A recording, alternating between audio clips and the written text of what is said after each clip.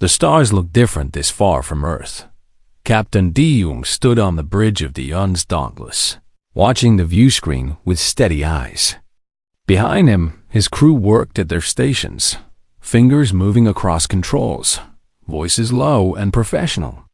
They had been traveling for 3 weeks to reach this place, deep in the Helix Nebula where no human had gone before. Lieutenant Hannah checked her weapons panel for the 10th time that hour. Everything showed green, ready for combat. She glanced at the captain's back, wondering what he was thinking. De Jong had fought in the Mars Rebellion and the Titan conflict. He was 43 years old and had more combat experience than anyone else in the fleet. If anyone could lead them through this, it was him. Dr. Sung Min sat at the science station, his young face tight with worry. He was only 26, fresh from the academy, and this was his first deep space mission. He kept running scans of the space ahead, looking for any sign of the alien ships they were supposed to meet. His hands shook slightly as he worked at the pilot station. Ensign Ji Woo flew the massive warship with the ease of someone half his age. He was 22 and had scored higher on flight tests than anyone in academy history. Some called him reckless. Others called him gifted.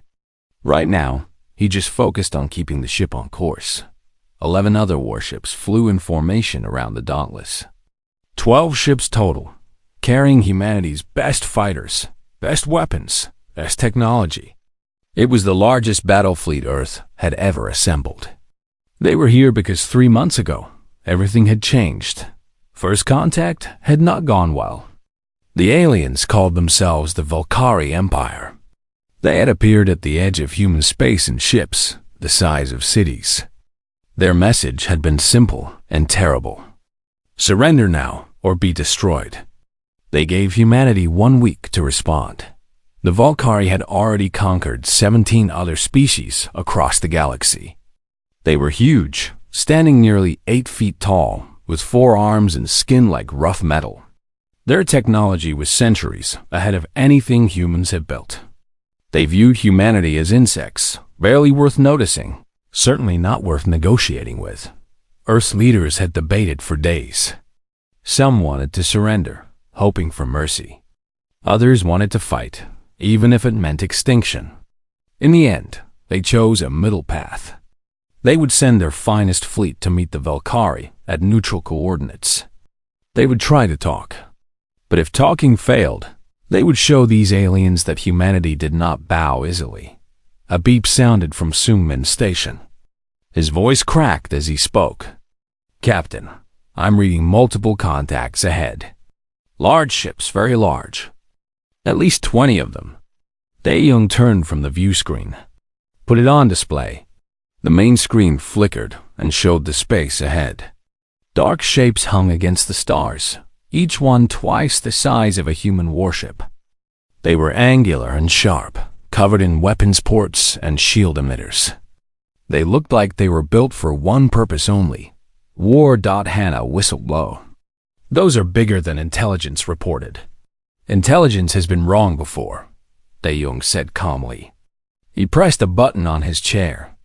All ships, this is Dauntless Actual. Assume combat formation delta. Shields to maximum. Weapons hot, but hold fire until my command. Around them, the 11 other human ships moved into position.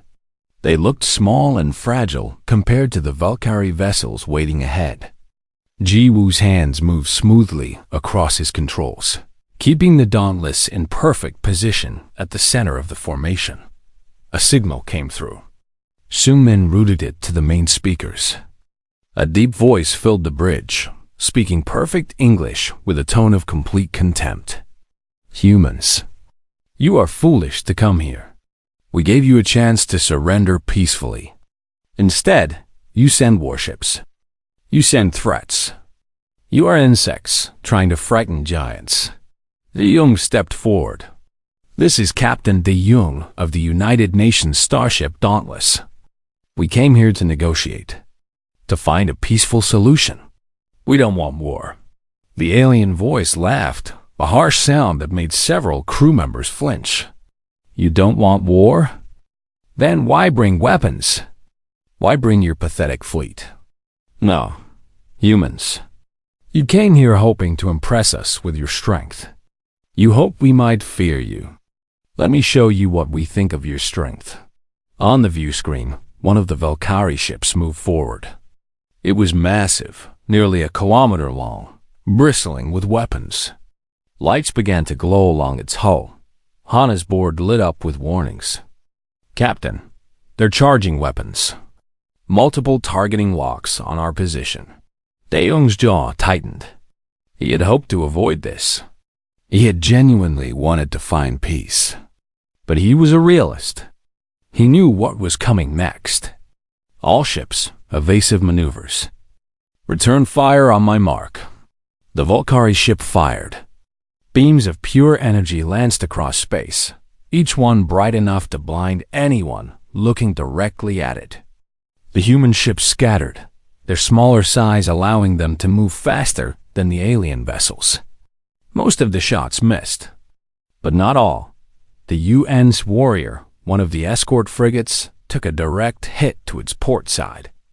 Its shields flared bright white and then shattered like glass. The beam punched through the hull, cutting the ship nearly in half. Atmosphere vented into space. Power systems exploded. Within seconds, the Warrior was gone, taking its crew of 200 with it. Dae-young felt something cold settle in his chest. 200 people dead in the first minute of combat. This was really happening. The Valkyrie weren't going to negotiate. They were going to try to wipe out the entire fleet. He pressed the come button. All ships, engage at will. Show them what humans can do. The battle had begun. The space around the human fleet turned into chaos. Energy beams crossed the darkness in every direction, some hitting shields, others finding bare hull. Explosions bloomed like deadly flowers as ships took damage. The Valkyrie vessels moved slowly, but their weapons were devastating. Each shot had enough power to cripple a human warship. Major Tae-yang watched the battle from the marine deck of the Dauntless. He was 38 years old, built like a concrete block, with scars covering his arms from a dozen previous battles. Around him, 200 Marines checked their weapons and armor. They were humanity's best close combat fighters, trained for boarding actions and ground assault. Right now, they could only wait and watch as the ships fought overhead. "This is bad," said Corporal Yuna, standing next to him. She was smaller than most Marines, barely 5.5 feet tall, but Tae-yang had seen her take down opponents twice her size. She was an expert in zero-gravity combat, able to move through space like a dancer. "We're outgunned badly." Tae-yang nodded. "We usually are. Doesn't mean we lose." On the bridge, Lieutenant Hana coordinated the human counterattack. Her fingers flew across her weapons console, designating targets, firing missiles, adjusting shield frequencies. The Dauntless shuddered as another Valkyrie beam struck its forward shields. The shields held, but barely. "Shields at 60%, called out a technician. "We can't take many more hits like that." Captain Dae-young studied the tactical display. The human ships were faster and more maneuverable, but the Valkyrie had superior firepower and shields. It was like watching wolves fight bears. The wolves were quick, but one swipe from those massive paws could end everything. 2 more human ships had been destroyed in the last 10 minutes. That left 9 ships against 20 Valkyrie vessels. Engineer BL Ram worked frantically in the engine room, 3 decks below the bridge. She was 31, with oil permanently stained under her fingernails and a mind that understood machines better than people. Right now, she was trying to keep the Dauntless's reactor stable while routing emergency power to the shields. Sweat poured down her face as she worked. "Come on, you beautiful machine," she muttered to the reactor core. "Just hold together a little longer." Back on the bridge, Dr. Sung-min made a discovery. He had been analyzing the Valkyrie weapon's fire, looking for any pattern or weakness. His screen showed energy signatures and timing data. Suddenly, his eyes went wide. "Captain, I found something. The Valkyrie shields have a recharge cycle. After they take a hit, there's a small delay, maybe half a second before they can absorb another impact at full strength." Tae-young turned to look at him. "How small?" "0.4 seconds. Very narrow window." Hana immediately understood. "If we coordinate our fire, hit them in waves separated by exactly that timing, we could punch through their shields." Tae-young nodded. "Send the firing pattern to all ships. Tell them to sink their weapons on my mark." He pressed the fleet comm. "All vessels, this is Dauntless Actual. We're changing tactics. Stand by for synchronized attack pattern." The human ships adjusted their positions. They had trained for coordinated strikes, had practiced until they could fire in perfect timing with each other. Now, they would see if that training paid off. Hana designated one of the Valkyrie cruisers as the primary target. Every human ship locked weapons on it. "All ships report ready," Hana said. Tae-young didn't hesitate. "Fire." 12 human warships fired at once. Missiles, energy beams, and kinetic rounds all struck the Valkyrie cruiser's shields simultaneously. The shields flared bright and held. Then, exactly 0.4 seconds later, the second wave hit. The shields flickered.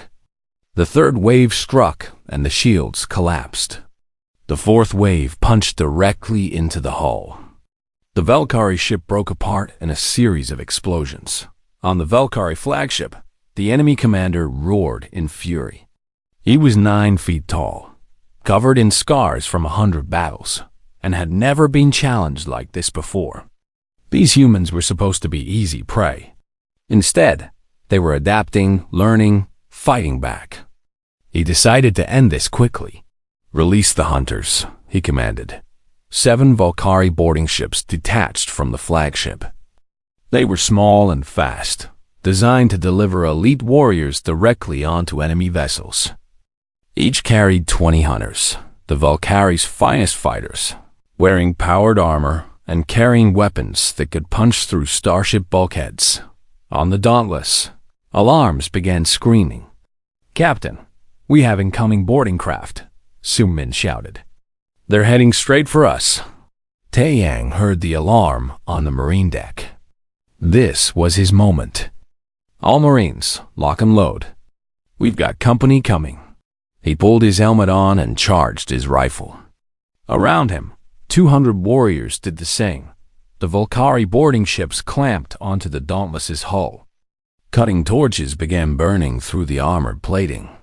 In the corridors near the breach points, Marines took up defensive positions. They had blast shields, auto turrets, and enough ammunition to fight for hours. But none of them had ever faced a hunter before. The hull gave way. Valkyrie warriors poured through the breaches, 7 feet tall in their armor, moving fast despite their size.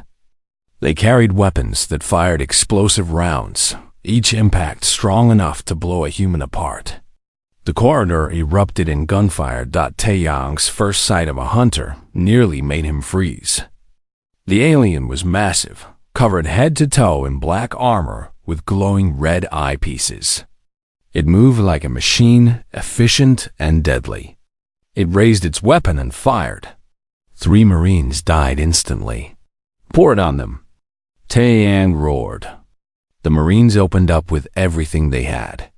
Bullets, grenades, plasma charges, all concentrated on the advancing hunters. The alien's armor absorbed most of it, but enough got through. 1 hunter fell, then another, but the cost was terrible. For every hunter that died, 4 or 5 Marines went down. The Valkyrie warriors were just too strong, too well protected. Corporal Yuna saw her squad getting cut to pieces. She made a quick decision. She grabbed 2 thermal grenades, activated her magnetic boots, and charged directly at a hunter. The alien swung its massive weapon at her. She ducked under it, used her small size to get inside its reach, and slammed both grenades onto its chest armor. Then she kicked off, flying backwards down the corridor. The grenades exploded. The hunter's armor cracked open. It fell. The battle raged through the ship's corridors for an hour. By the time the last hunter was killed, 90 Marines were dead. But they had held. The Valkyrie boarding action had failed. The Dauntless was still in human hands. On the bridge, Dae-Jung received casualty reports from all ships. His face remained calm, but inside he felt each death like a physical blow. They had destroyed 3 more Valkyrie ships using the coordinated firing pattern. But they had lost 2 more human vessels. 7 ships left against 17 enemies. The odds were still terrible. But now the Valkyrie knew something they hadn't known before. Humans could bleed them. Humans could make them pay for every inch of space. 3 days had passed since the battle began. The human fleet was running on fumes and determination. Sleep came in brief shifts. Food was whatever could be eaten quickly at duty stations. The ships themselves were barely holding together, covered in blast scars and makeshift repairs. But they were still fighting. Commander Insu paced the bridge of the Uns Resolute, one of the remaining escort cruisers. He was 41 years old, thin and intense, with a mind that never stopped analyzing tactical problems. His ship had taken heavy damage in the first day of fighting. The forward hull was cracked, 2 of his main engines were offline, and life support was flickering on 3 decks. But the Resolute could still fly and still shoot. That was enough. On the Dauntless, Dr. Sung Min had barely slept. He spent every spare moment studying salvaged Valkyrie technology. Major Taeyang's Marines had recovered pieces of hunter armor, weapon fragments, and most importantly, a relatively intact computer core from one of the destroyed boarding craft. Sung Min had been working for 2 days straight to crack its encryption. "Got it," he finally said, his voice hoarse from exhaustion. "Captain, you need to see this." Dae-Jung came to the science station. On the screen, Sung Min had pulled up schematics of the Valkyrie fleet network. The young scientist pointed to a central node diagram. Their entire fleet operates on a linked system. Every ship is connected through their flagship. If that command ship is destroyed or disabled, the whole network crashes. They'll lose coordination for at least 90 seconds before backup systems kick in. Lieutenant Hanna looked over his shoulder. 90 seconds. We could do a lot of damage in 90 seconds. Dae-Jung studied the diagram carefully. What's protecting their flagship? 4 heavy cruisers in close formation, Hanna said, pulling up tactical data. And the flagship itself has shields 3 times stronger than any other ship in their fleet. We'd have to get through all of that. On another part of the Dauntless, Specialist Kyung-hee sat at the communication station. She was 29 years old and had a gift for languages. For the past 3 days, she had been listening to every Valkyrie transmission, learning their battle language, understanding their command structure. She had compiled a list of their tactical codes and was working on a way to disrupt their communications. She pressed her come button. "Captain, I think I can jam their command frequencies. It won't last long, maybe 2 or 3 minutes, but it would blind them right when we need it most." Dae-Jung felt pieces of a plan coming together in his mind. A dangerous plan. A plan that would cost lives. But possibly their only chance to turn this battle. He called a command meeting over the fleet network. On screens throughout the remaining 7 ships, the captains and senior officers appeared. They all looked exhausted. Some had visible injuries. All had the faces of people who had watched friends die.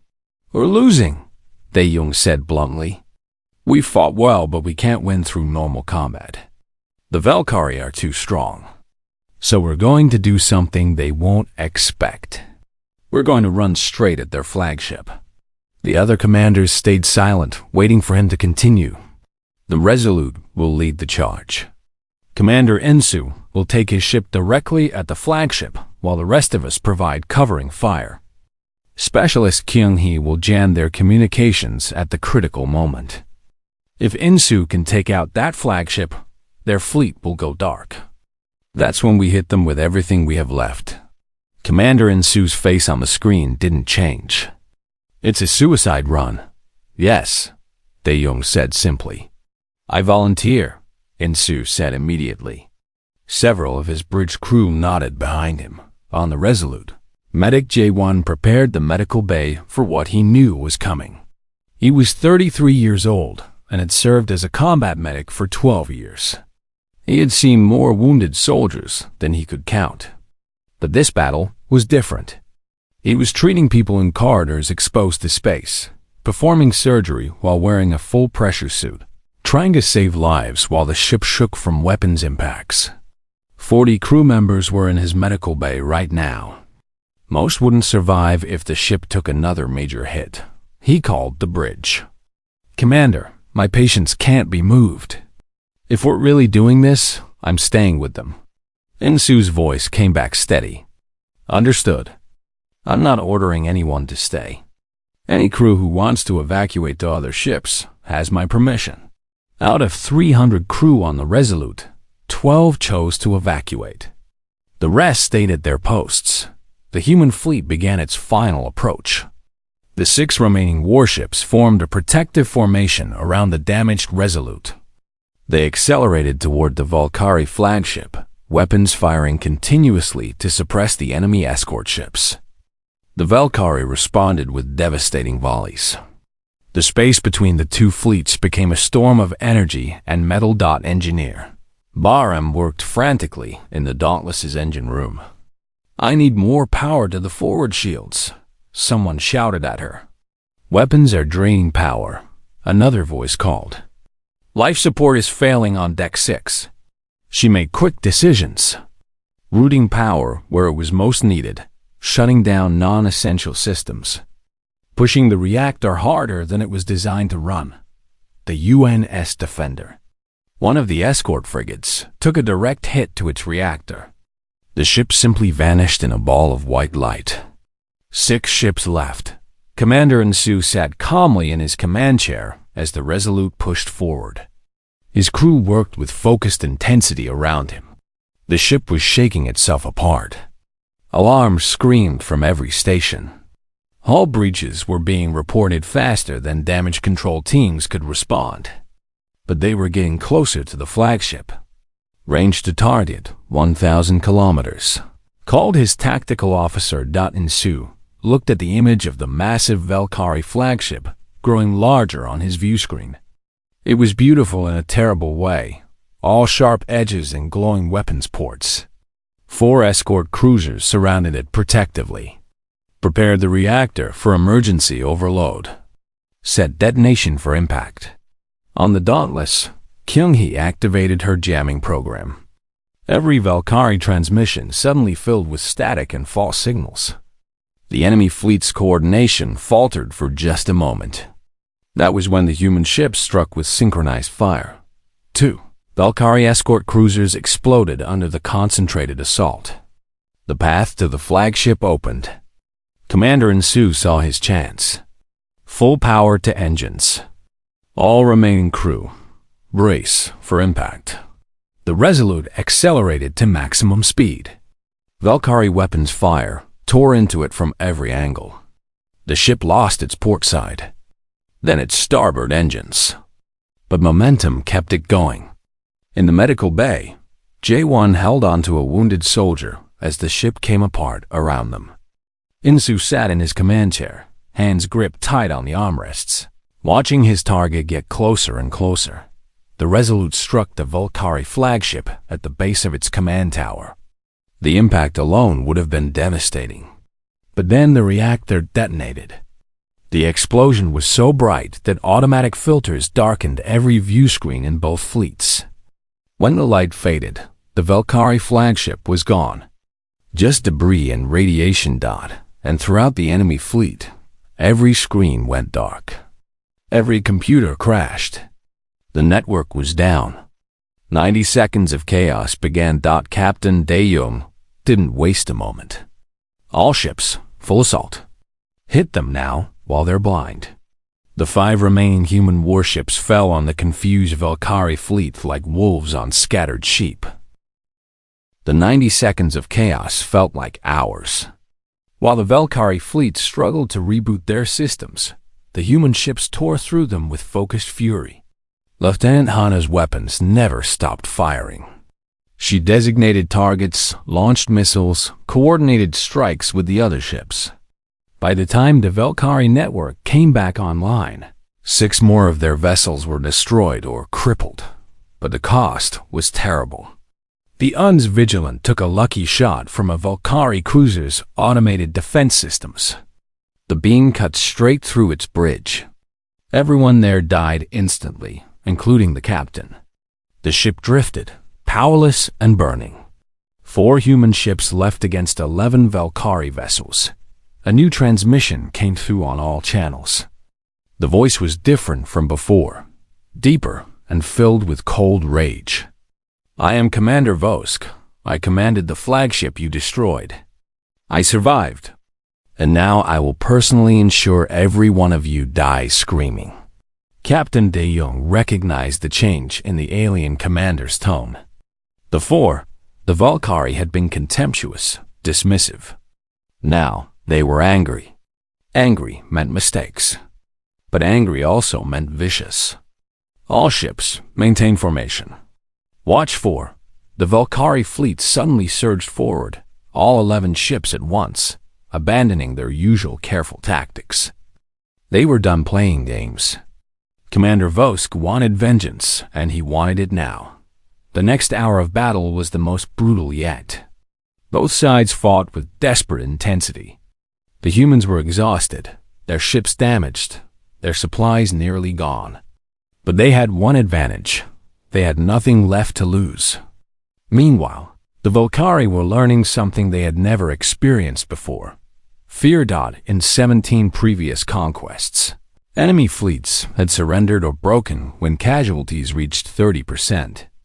The humans had lost more than half their ships and were still fighting. The Valkyrie had lost nearly half their own fleet to an enemy they had expected to crush in hours. For the first time in their empire's history, they were in a real battle.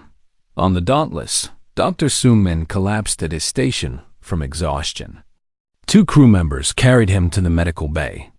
Engineer Ram was running the reactor at 150% capacity, well into the red zone. The machine screamed in protest but kept producing power. Major Taeyang and his remaining Marines stood ready for another boarding action. Though only 73 of them were left, the UN's Horizon, one of the escort destroyers, made a suicidal run at a Valkyrie heavy cruiser.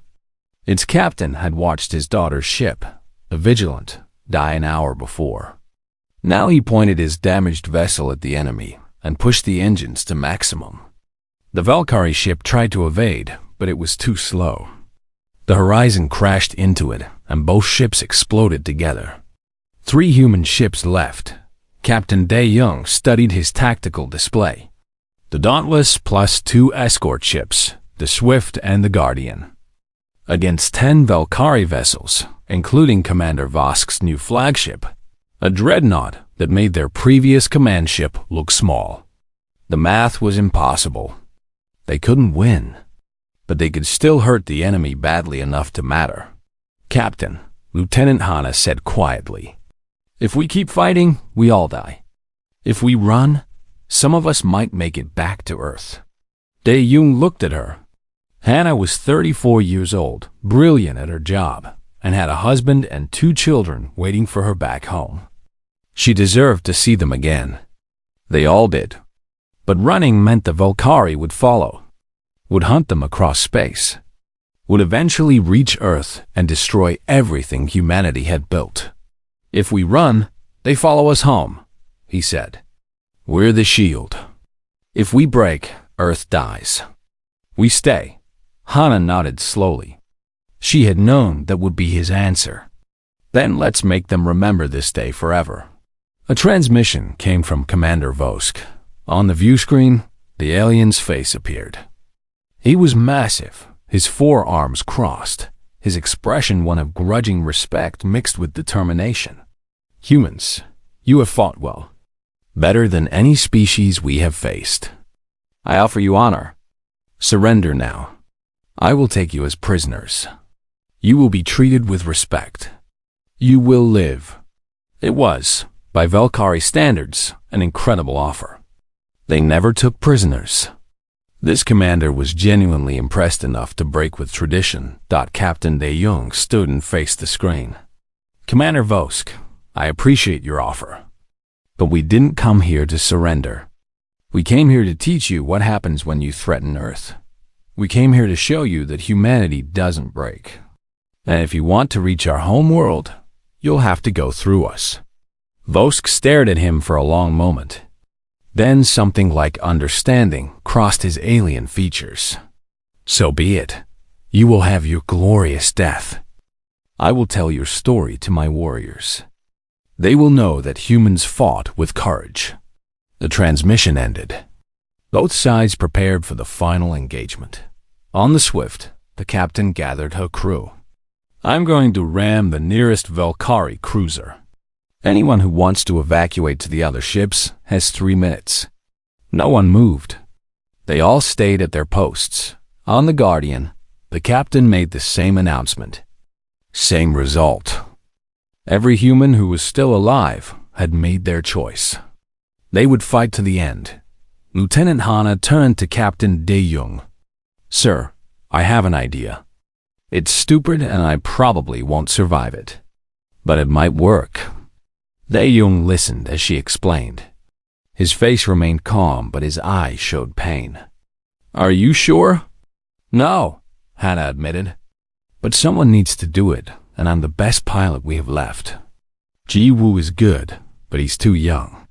Let him live a little longer. Ensign Ji-Woo heard this and spoke up. Lieutenant, I can do it. You have a family. Hana smiled at him, sad and proud at the same time. That's exactly why it should be me. You'll have your own family someday. Make sure you tell them about this. Tell them we didn't run. She left the bridge before anyone could argue further. In the launch bay, Hana climbed into a fighter craft. The ground crew had loaded it with every antimatter charge they had left. Enough explosive power to crack a planet. She ran through her pre-flight checks with steady hands. Major Tai Yang appeared at her cockpit. He held out his hand.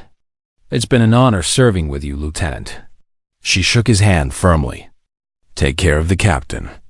And if somehow you make it back, tell my kids their mother loved them more than anything. I will. Hana sealed her cockpit and launched. Her fighter was small and fast, designed for hit-and-run attacks, not suicide missions. But loaded with antimatter, it was now the most dangerous weapon in the human fleet.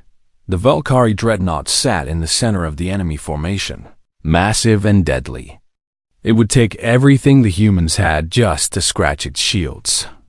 Hana's plan was to fly straight at it, use the other fighters as escorts to get her through the defenses, and then ram the dreadnought at its weakest point, the reactor intake on its underside.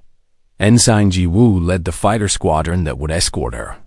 23 fighters left from the original 100. Young pilots, most of them younger than Ji-Woo, all of them volunteers. They formed up around Hana's craft. All fighters, this is Lieutenant Hana. Today we show these aliens what humanity can do. It's been an honor flying with you all. The fighter squadron accelerated toward the Valkyrie dreadnought.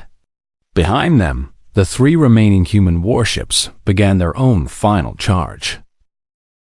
The fighter squadron screamed across the battlefield at maximum speed. Valkyrie point defense systems opened fire immediately. Beams of energy crisscrossed the space, hunting for the small human craft. The first fighter died within seconds, simply vaporizing under concentrated fire. Then another, and another. Ensign Ji-Woo's hands moved across his controls with desperate precision. He flew in a pattern designed to confuse targeting computers. jinking left and right, up and down, never staying on the same vector for more than a second. Around him, his squadron did the same. But the Valkyrie had too many guns. For every 100 meters they advanced, another fighter fell. "Stay tight," Jiwoo called over the comm. "Keep them guessing." Lieutenant Hana flew in the center of the formation, protected by the other fighters. She watched young pilots die to give her a clear path. Each explosion felt like a knife in her chest. These were kids, most of them fresh from the academy. They should have had long lives ahead of them. Instead, they were burning up to give her a chance at one final strike. The 3 human warships engaged the Valkyrie fleet directly. Captain Daeyoung had ordered the Swift to ram the nearest enemy cruiser. The Swift's captain did exactly that, pointing her damaged ship at the enemy and pouring all remaining power into the engines. The Valkyrie cruiser tried to evade, but the Swift followed its every move. They collided in a massive explosion that consumed both vessels. 2 human ships left, the Dauntless and the Guardian. Engineer Bahram watched her reactor readouts climb higher and higher into dangerous territory. Radiation levels in the engine room were lethal now. She should evacuate. But if she left, no one else could keep the reactor stable at these power levels. She stayed at her post, her skin already starting to burn from radiation exposure. Major Taeyang stood on the bridge now, his rifle ready. If the Valkyrie boarded again, they would find him and his remaining Marines waiting. Only 43 Marines left from the original 200. But every one of them was still ready to fight Dot in space. Jiwoo's fighter took a glancing hit. His right engine died and his controls went sluggish. He compensated, using thrusters to maintain formation. But he knew his fighter was dying. He checked his targeting computer. They were almost through the defenses. Hana was almost at the dreadnought. A Valkyrie fighter appeared on his sensor, coming in fast from above. It locked onto Hana's craft. Jiwoo didn't hesitate. He pulled his fighter up into the path of the enemy's fire. The Valkyrie weapons tore through his ship. His last thought was satisfaction that he had bought Hana a few more seconds. The fighter squadron was gone. All 23 pilots dead. But Lieutenant Hana was through the defensive perimeter. The Valkyrie dreadnought filled her view screen, close enough to see individual hull plates. She adjusted her vector, aiming for the reactor intake port. She armed all the antimatter charges at once. "For Earth," she whispered. Her fighter struck the dreadnought's underside and detonated. The antimatter reaction was instantaneous and catastrophic. It punched straight through the dreadnought's shields and armor, directly into its main reactor core. For a moment, the massive ship seemed to hold together. Then it came apart in a series of explosions that looked like a star being born. The shockwave hit the remaining Valkyrie ships, throwing them into disarray. Commander Vosk, aboard his backup command ship, watched his most powerful vessel disintegrate. He had underestimated these humans. Badly. Captain Daeyoung saw the dreadnought explode and felt grim satisfaction. Hana had done it, but the battle wasn't over. 8 Valkyrie ships remained. The Dauntless and Guardian had to finish this. All weapons, continuous fire. Don't give them time to recover. The 2 human warships tore into the scattered Valkyrie fleet. The Guardian focused on the smaller escort ships, while the Dauntless went after Commander Vosk's command vessel. Both human ships were barely functioning. Hull breaches covered every deck. Life support was failing.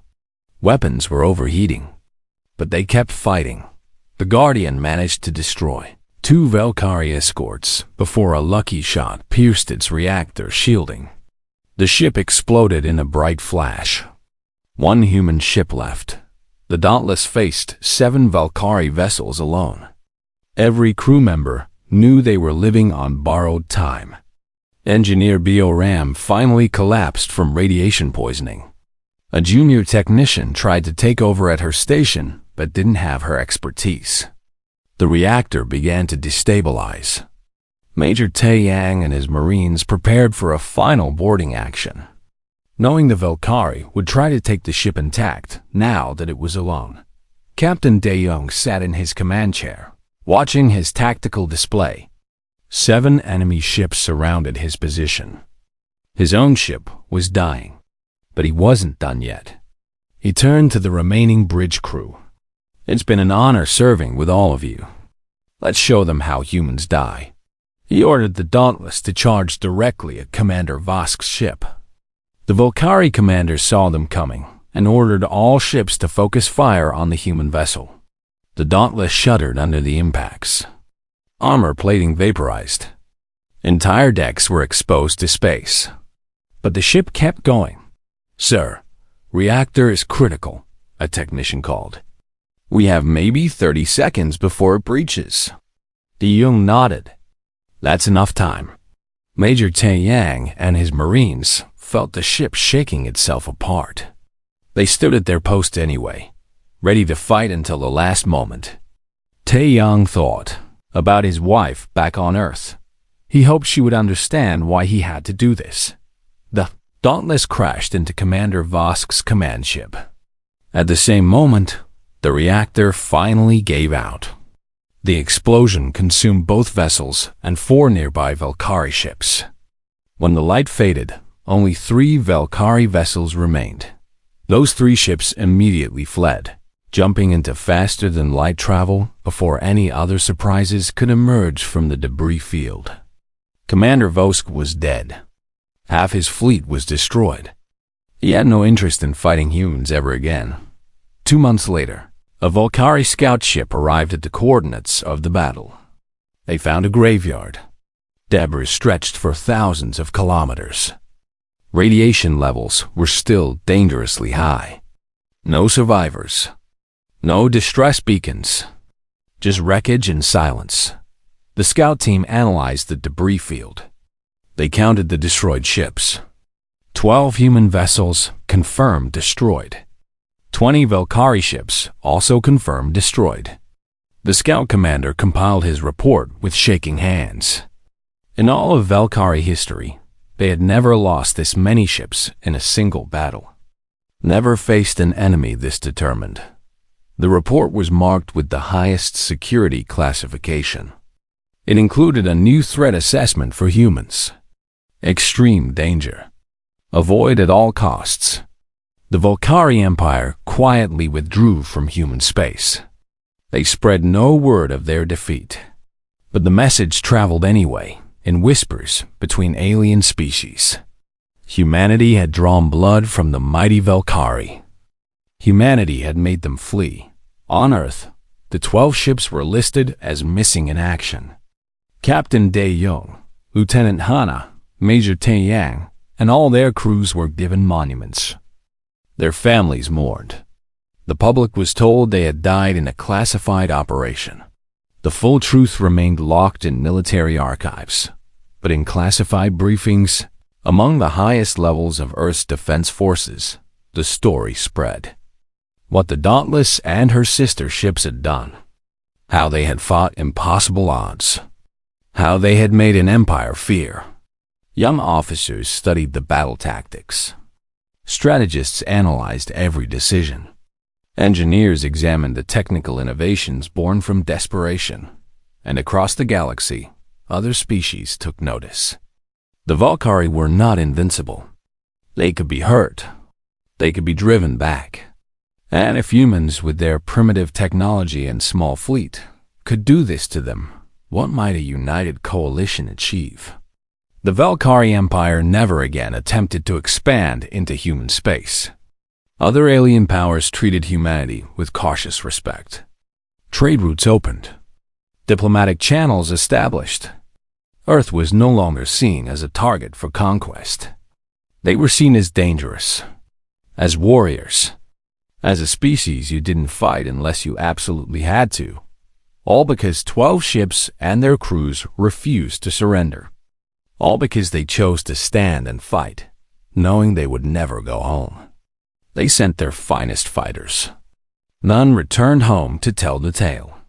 But the tale was told anyway, in the silence of an empire that learned to fear, in the respect of species who had watched from afar, and in the hearts of humans who knew their sacrifice had bought humanity a future among the stars. In the military academy on Earth, a new motto appeared on the wall of the officers' training hall. Simple words that carried the weight of what had been paid in blood and courage far from home. We stand. We fight. We endure. And somewhere in the debris field of the Helix Nebula, among the scattered remains of warships and the echoes of a battle that had changed the galaxy, the silence itself became a memorial. A reminder of the day humanity showed the universe what they were capable of. Not just in victory, but in sacrifice. Not just in strength, but in the absolute refusal to give up, no matter the odds. The Valkyrie never spoke of that battle again. But they never forgot it. And they made sure every other species in their sphere of influence knew one simple fact: do not fight the humans. They do not surrender. They do not break. And they will make you pay for every inch.